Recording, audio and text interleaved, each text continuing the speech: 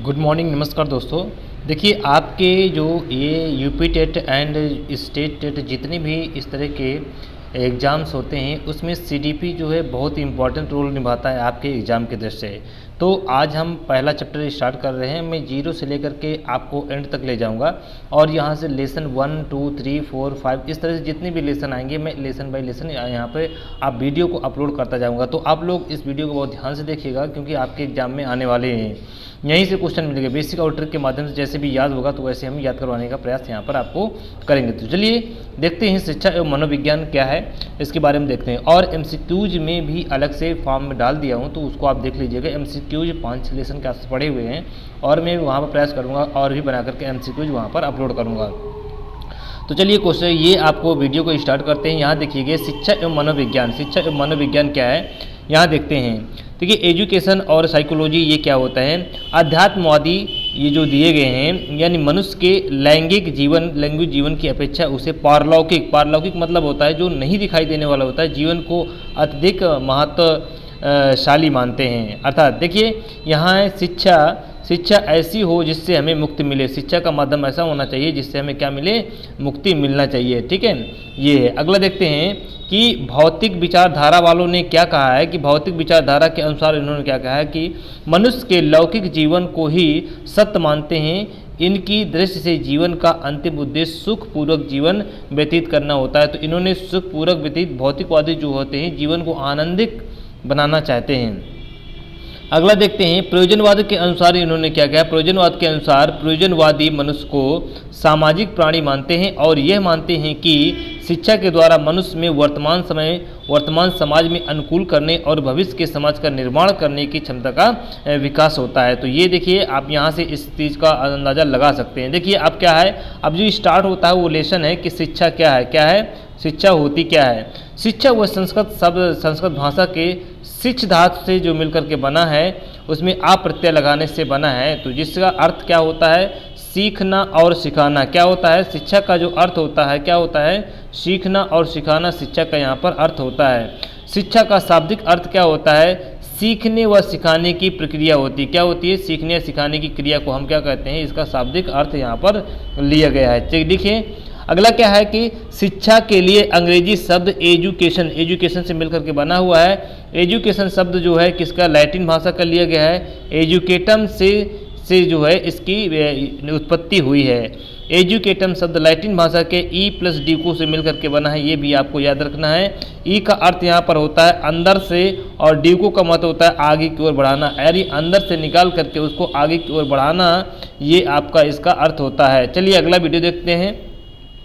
अतः एजुकेशन शब्द का होता है अंदर से आगे को बढ़ना होता है, अर्थात क्या होता है, जन्मजात शक्ति को बाहर अभिव्यक्त करना ही शिक्षा होती है। ठीक है, तो ये भी आपको यहाँ पर याद रखना है। अगले देखते हैं, प्रत्येक बालक में जन्म के समय कुछ जन्मजात शक्तियाँ बीज के रूप में समाहित रहती हैं। उचित वातावरण के साथ संबंध स्थापित करने पर जन्मजात शक्तियाँ बाह्य रूप से प्रकट हो जाती हैं, ये आपको याद रखना है। देखिए शिक्षा शब्द का प्रयोग 2 रूपों में हुआ है। एक होता है प्रोसेस, प्रक्रिया होती है जिसमें शिक्षा चल रही होती है। दूसरा होता है परिणाम होता है, उच्च शिक्षा प्राप्त करना यानी रिजल्टेंट होता है। परिणाम होता है जिसमें शिक्षा प्राप्त की जाती है। देखिए महत्वपूर्ण जो कथन है उसके बारे में हम यहाँ डिस्कशन करेंगे और उनको याद करने का यहाँ पर प्रयास करेंगे। चरवाक ने क्या कहा है, चरवाक ने क्या कहा है, ये चरवाक का कथन है, शिक्षा वह है जो मनुष्य को सुखपूर्वक जीवन व्यतीत करने योग्य बनाती है, उसे हम क्या कहते हैं, उसे हम शिक्षा कहते हैं। चलिए अगला देखते हैं कि अगला इसमें ये कहा गया है कि स्पेंसर हर्टन ने क्या कहता है, हर्बर्ट स्पेंसर ने कहा है शिक्षा का अर्थ अंतः शक्तियों का बाह्य जीवन से समन्वय स्थापित करना है। अंतर की जो शक्तियां हैं और बाह्य जीवन की जो शक्तियां हैं उनको समन्वय स्थापित करना, ये हर्बर्ट स्पेंसर ने कहा है। शंकराचार्य जी ने क्या कहा है, शंकराचार्य जी का कथन बड़ा इंपॉर्टेंट है, वह है शिक्षा वह है जो मुक्ति दिलाए, सा विद्या या विमुक्ति, इसका आंसर ये हो जाएगा। विवेकानंद जी ने क्या कहा है कि मनुष्य की अंतर्निहित पूर्णता को अभिव्यक्त करना ही शिक्षा है, स्वामी विवेकानंद के अनुसार है। सुकरात जी ने क्या कहा, शिक्षा वह है, शिक्षा का अर्थ उन सर्वमाम विचारों को विकसित करना है जो प्रत्येक मनुष्य के मानसिक विलुप्त में यानी मस्तिष्क में विलुप्त है वो है। अरस्तु ने कहा है स्वस्थ मनुष्य के शरीर में स्वस्थ मस्तिष्क का निवास करना ही शिक्षा है। तो ये अरस्तु जी ने इसको कहा है। चलिए अगला देखते हैं। महात्मा गांधी के अनुसार, महात्मा गांधी ने शिक्षा को भी बताया है। महात्मा गांधी ने क्या कहा है, शिक्षा से मेरा अभिप्राय है बालक तथा मनुष्य के शरीर, मस्तिष्क एवं आत्मा के सर्वांगीण विकास को इन्होंने बताया है। जॉन डीवी के अनुसार, जॉन डीवी ने क्या कहा है, शिक्षा व्यक्ति की उन समस्त क्षमताओं का विकास करना है जो उसे अपने वातावरण को निरंतर यानी नियंत्रित करने तथा अपनी संभावनाओं को पूरा करने योग्य बनाएगी। तो जॉन डीवी के अनुसार है। चलिए आगे देखते हैं। देखिएगा यहाँ पर दिया है उपनिषद। उपनिषद वैदिक साहित्य का अंतिम भाग होता है। उपनिषद का अर्थ होता है दर्शन। क्वेश्चन कई बार पूछा गया है कि दर्शन क्या है। उपनिषद जो है, उपनिषद का विषय दर्शन है। ये भी पूछा गया है कि दर्शन किसका विषय है, उपनिषद का विषय है। दर्शन का विषय क्या है, तत्वमीमांसी। तत्वमीमांसी तत्व होता है, ठीक है। तत्व कौन कौन से होते हैं, ईश्वर हो गया, आत्मा, जीव हो गया और जगत हो गया। इस तरह से इसको इसमें कई भागों में डिवाइड किया गया है। चलिए मनोविज्ञान, साइकोलॉजी देखते हैं। मनोविज्ञान का जन्म दर्शन से हुआ है, ये भी आपको याद रखना है। मनोविज्ञान का प्रारंभ आत्मा रहा है, ये भी आपको याद रखना है। उपनिषद का अर्थ पूछा जाता है, क्या होता है, गुरु के पास श्रद्धापूर्वक बैठना होता है। यहाँ पर देखते हैं उप मीन्स होता है समीप, नी मीन्स होता है ध्यान निष्ठापूर्वक और सद मीन्स होता है बैठना। यानी गुरु के समीप जो है आप आदरपूर्वक जा करके वहाँ पर बैठना। मनोविज्ञान का अर्थ क्या होता है, मन का विज्ञान। क्या होता है, मन का विज्ञान होता है। मनोविज्ञान को अंग्रेजी में साइकोलॉजी कहते हैं। क्या कहते हैं, मनोविज्ञान को अंग्रेजी में साइकोलॉजी कहते हैं। साइकोलॉजी शब्द की उत्पत्ति भाषा यूनानी भाषा से उत्पन्न हुई है। ये आपको याद रखना है, किस भाषा से, यूनानी भाषा से उत्पन्न हुई है। और भी याद रखना है, साइकी प्लस लोगस होता है। साइकी का अर्थ होता है आत्मा, लोगस का होता है अध्ययन। यानी आत्मा का अध्ययन ही हमारी क्या कहलाती है, साइकोलॉजी कहलाती है। अंग्रेजी शब्द साइकोलॉजी का शाब्दिक अर्थ होता है आत्मा का अध्ययन होता है। ये भी आपको याद रखना है। ऐसे क्वेश्चन आपके एग्जाम में जरूर पूछे जाते हैं। प्रारंभ में मनोविज्ञान दर्शन शास्त्र का अंग था, लेकिन दर्शन शास्त्र से अलग होने के प्रयास में मनोविज्ञान के अर्थ में अनेक परिवर्तन हुए हैं। ठीक है, ये आपको याद रखना है। काल चक्र के अनुसार अगर देखेंगे किस तरह से इसको डिवाइड किया गया है, मनोविज्ञान का विषय व्यवहार का अध्ययन है। वर्तमान में अगर पूछा जाए कि मनोविज्ञान का अर्थ क्या है, मनोविज्ञान का विषय क्या है, व्यवहार का विज्ञान इसको बताया गया है, यानी व्यवहार का जो अध्ययन बताया गया है।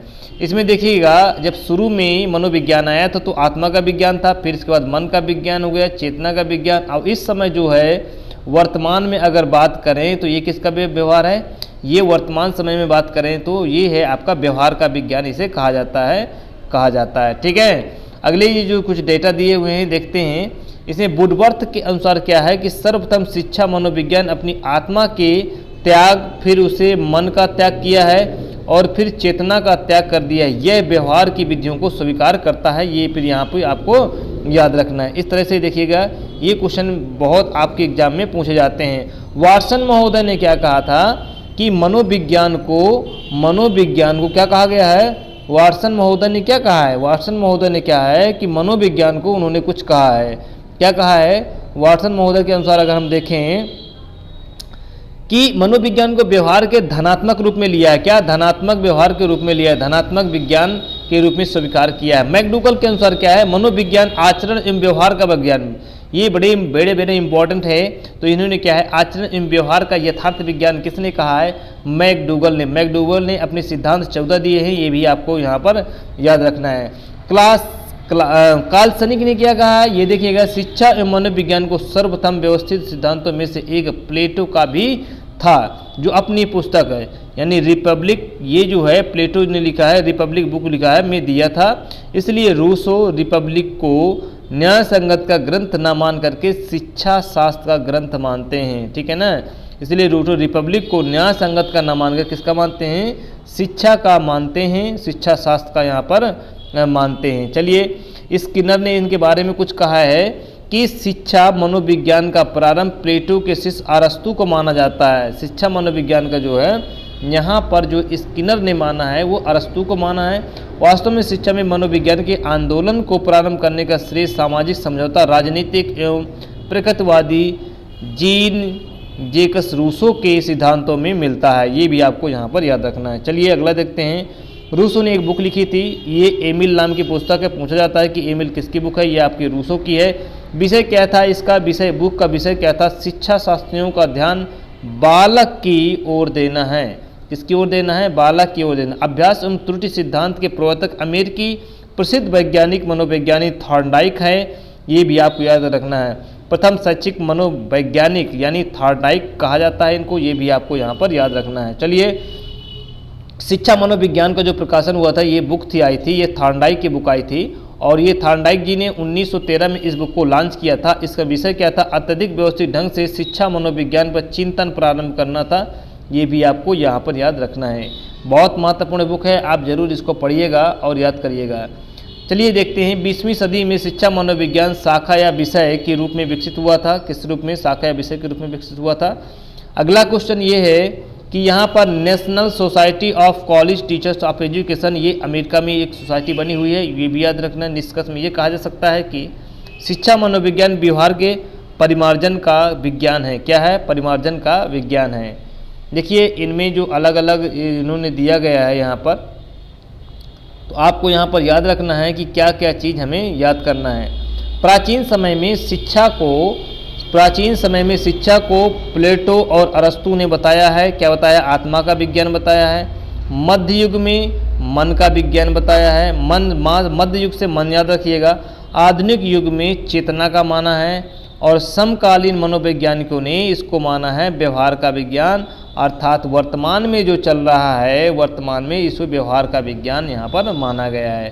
तो इस तरह से ये लेसन आपका बिल्कुल कंप्लीट हो जाता है। आई होप ये वीडियो आपको समझ में आया होगा। तो समझ में आए तो लाइक और शेयर सब्सक्राइब करिए।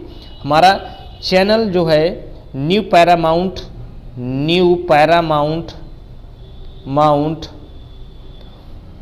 स्टडी, तो ये आप सर्च करिएगा आप ज़रूर, और टेलीग्राम से जुड़ जाइए, वहाँ पर फ्री में आपको PDF वगैरह ये सब मिलेगा।